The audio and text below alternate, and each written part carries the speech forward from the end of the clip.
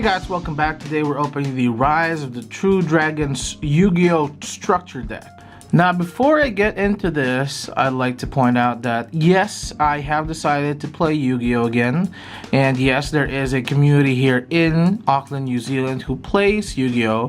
Which is why I actually got the idea of, playing the card game that I actually started playing with, Yu-Gi-Oh! Was the first card game I ever played, which led me to play Pokemon, which led me to play Legend of the Five Rings, Duel Masters, Core 5 Vanguard, when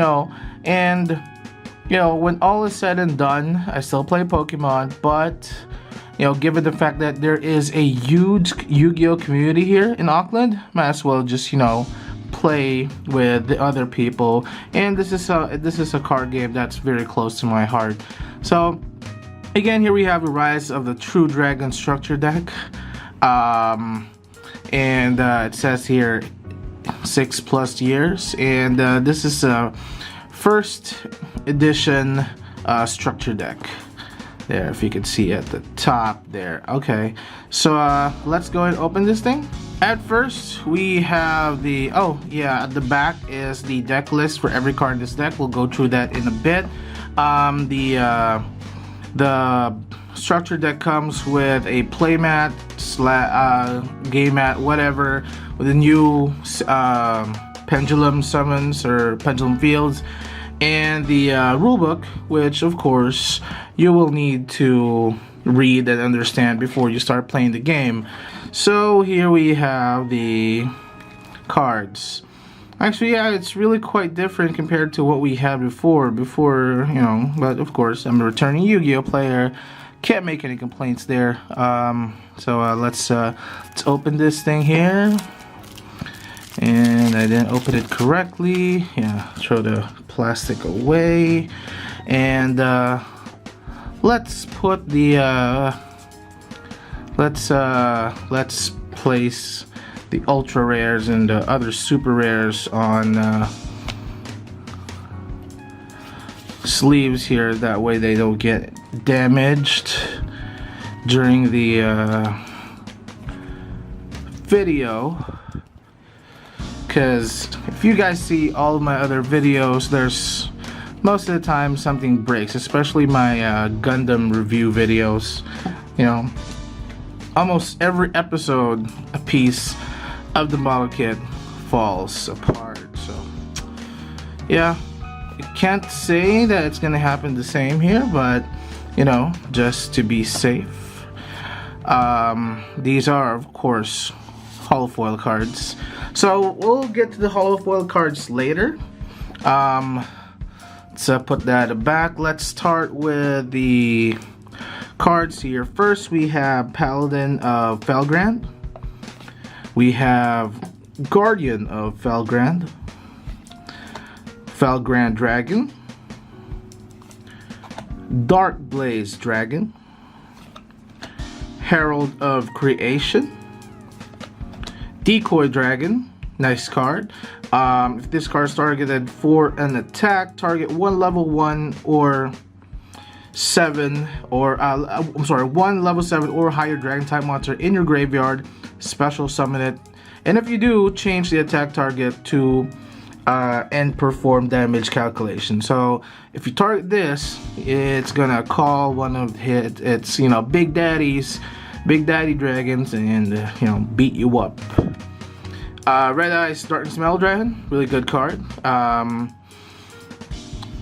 If you see it, you can special summon this card from your hand by banishing. Banishing, by the way, now is the new word for sending a card out of play. So you banish one face-up dragon type monster you control once per turn, and then you can special summon one dragon type monster from your hand or graveyard except Red Eyes Dark Smell Dragon, which goes good with the flow of this deck. Next we have Red Eyes Wyvern. White Knight Dragon, which is for me is one of the coolest artwork here. Dark Storm Dragon. Yeah, Dark Storm Dragon there. Arm Protector Dragon. This is actually a good card. Back in the day, well, if this card existed back in the day, because it says here, face-up equipped cards you control cannot be destroyed by card effects, and this card gives 500 attack for each equipped card equipped to this card. So basically, it's like a mage. It's like mage power, sort of. You know, still have the ultra rare mage power at home. Evil Swarm, Zahak, Eclipse Wyvern, White Dragon Wyvern Burster. It's a mouthful. Black Dragon Collapse Serpent. Wow, these word combinations are getting out of hand, Konami. Keeper of the Shrine. That's actually a good card. This card can be treated as 2 tributes for the tribute summon of the dragon type monster. While this card is in your hand or graveyard, if face-up dragon type monster on your field, except Keeper of the Shrine, is sent to the graveyard by the card effect because it was destroyed by battle, you can special summon this card. Then, if that monster is sent from the graveyard as a normal monster, you can add 1 dragon type monster from your graveyard to your hand, and you can use this effect, Keeper of the Shrine, once per turn. Did anybody understand that? No.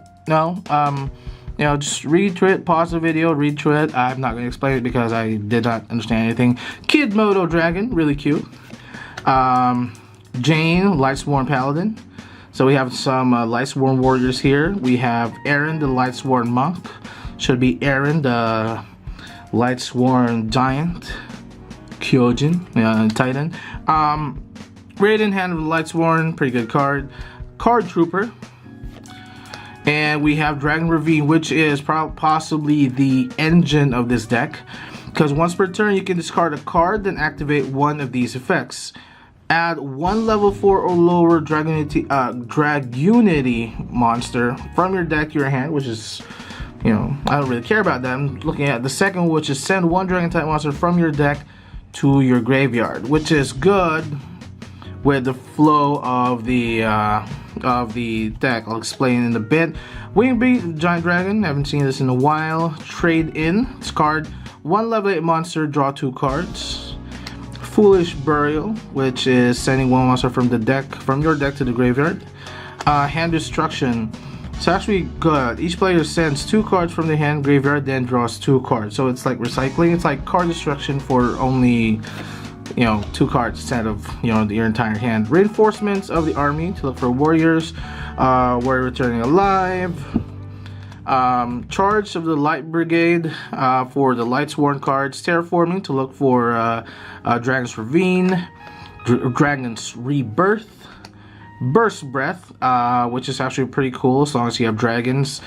Needle Bug Nest, which is possibly Suicide. Technically, it's like deck destruction virus, sort of. Needle Bug Nest is actually really good for this deck, especially if you're looking at the effects of Felgrand and the other cards. Breakthrough Skill, Call of the Haunted. Used to have this card, it was a super rare, now it's a common, can't believe. And Oasis of the Dragon Souls, technically the same as Call of the Haunted, but you get to summon a monster, special summon it in defense position. And it becomes a worm type, and when this card leaves the field, destroy the monster, kind of the same for what do you call this? Call of the Haunted. And of course, Dragon Lord token, which is the token that's being created by one of the spell cards. Let me show you. Alright, let's first start with the first super rare spell. Here's the Return of the Dragon Lord. Start 1 level 7 or 8 Dragon type monster in your graveyard. Special summon it. If a Dragon type monster you control would be destroyed by battle or a card effect, you can banish this card from your graveyard instead. So basically, it saves your dragon, but you have to send this out of play if it's in your graveyard. So yeah, pretty good support card. Next, Ruins of the Dragon Lords. Ruins of the Divine Dragon Lords. So if a monster's is monster with an S. Is special summoned except from the graveyard. Well, control level 7 or 8 dragon type monster that face up special summon monster with an S. Has its effects negated until the end of the turn, even if this card leaves the field. And once per turn, you can send the other face up card you control to the graveyard. Special summon 1 dragon type Dragon Lord token. So attack defense 0. And if this card in your graveyard, if this card is in your graveyard, you can send 1 level 7 or 8 dragon type monster from your hand, or faced up from your field to the graveyard and discard to your hand. So basically, it gives you like an extra stall turn. You know, basically it's stalling. Plus, it's really good with the tokens because you can use that to summon the level 7 or 8 monster. Next, Dragon Knight of Creation. Pretty cool, super rare. Increases cards level by 4 during your opponent's turn, which works well with Ruins of the Divine Dragon Lords because this is a dragon type. Although he doesn't look like a dragon. So he can be the level 8 dragon type monster that is the Ruins of the Divine Dragon Lord is looking for. And when this card destroys an opponent's monster by battle and sends it to the graveyard, you can send 1 level 7 or 8 dragon type monster from the deck to your graveyard. Not this guy. And you can send 1 card from your hand to the graveyard, then target 1 level 7 or 8 dragon type monster in your graveyard, send this card to the graveyard. If you do, special summon that monster, and you can use this effect once per turn. So basically, he becomes a sacrifice, although it's like a ritual. You have to do this, you have to do that, but in the end, you can actually summon either of these two. So let's talk about Archbrave Dragon. 2400 attack points, defense 2000. Discard special summon from the graveyard. You can banish as many face-ups, spell trap cards in your opponent controls as possible. If you do, this card gains 200 attack and defense for each card banished, and once per turn during the standby phase, if this card is in the graveyard because it was sent to their last turn, you can target 1 level 7 or 8 dragon type monster in your graveyard except him and special summon it, which is you can special summon, of course, Divine Dragon Lord Felgrand. And 2800 attack points, 2800 defense. If this card is special summoned from the graveyard, you can target 1 monster your opponent controls or in their graveyard, banish it, and if you do, this card gains attack and defense equal to the banished monster's original level or rank times 100. So if you banish like a level 8 monster, it's plus 800 attack points. If this card destroys an opponent's monster by battle, you can target 1 level 7 or 8 monster in the graveyard except him and special summon it to the field. And you can special summon Archbrave Dragon, which actually works well with the combo. So the sun's out. So yeah, basically that's it for the unboxing and review of the Rise of the Dragon Lord structure deck. And yes guys, I am playing Yu-Gi-Oh again, and I'm probably gonna play this deck. I don't know, I just bought this and decided to do an unboxing video to show you guys. If any of you are interested in more Yu-Gi-Oh unboxing videos, send me a comment or send me an email, whatever, and tell me what you want me to open next. I'm sure I have a lot of other stuff lined up. And I hope you guys enjoyed this video. If you like this video, give it a thumbs up, subscribe to my channel, and I will see you guys next time.